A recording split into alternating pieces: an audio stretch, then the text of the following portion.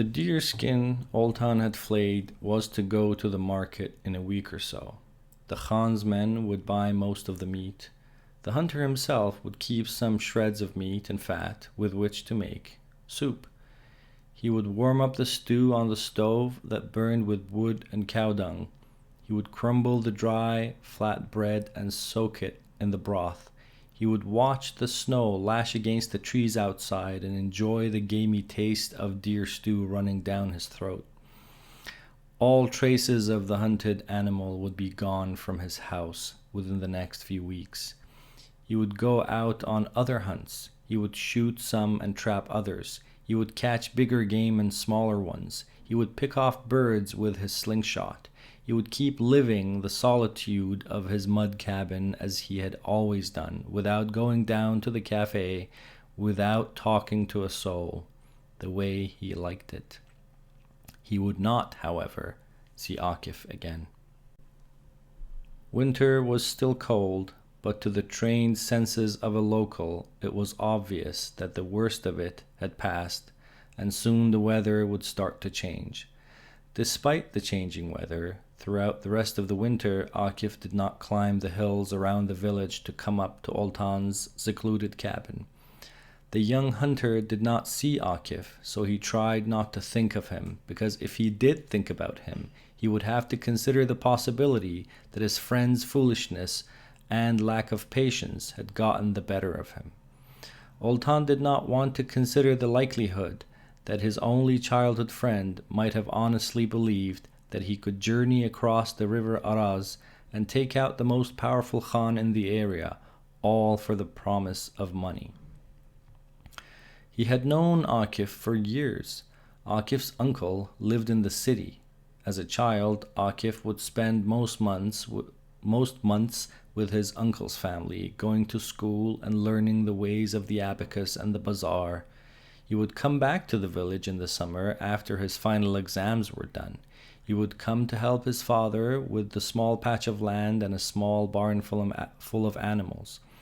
His coming was useless to his parents because by the time he came, most of the work had been done, the wheat harvested, and the hay almost fully stacked.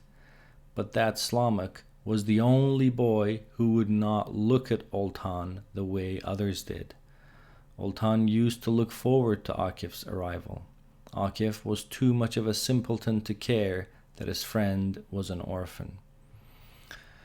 As Oltan sat on a log sewing a piece of leather onto his torn jacket, a worried thought rose from the pit of his stomach and made its way through his throat into his mouth.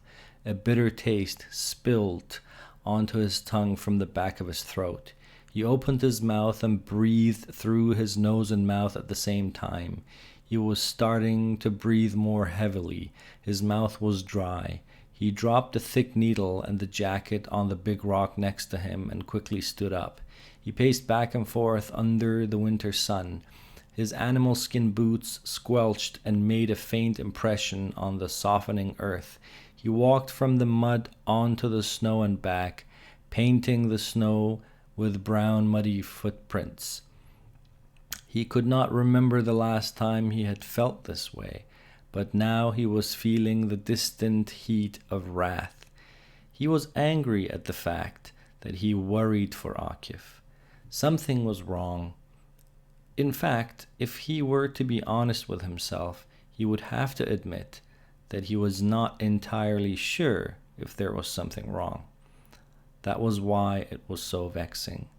The fact was that since Akif left his hut a couple of months ago, he had had this nagging worry at the back of his mind, and all the constant anxiety had now boiled over into a looming panic. The combination of this unfamiliar sentiment, along with his annoyance at Akif's naive idiocy, was making him furious at himself for being worried and angry at Akif for having the audacity to disrupt his quiet life. Akif was gone, and he was reckless enough to do something dangerous, mainly because he did not know how dangerous it was, and also because he could not think of the consequences.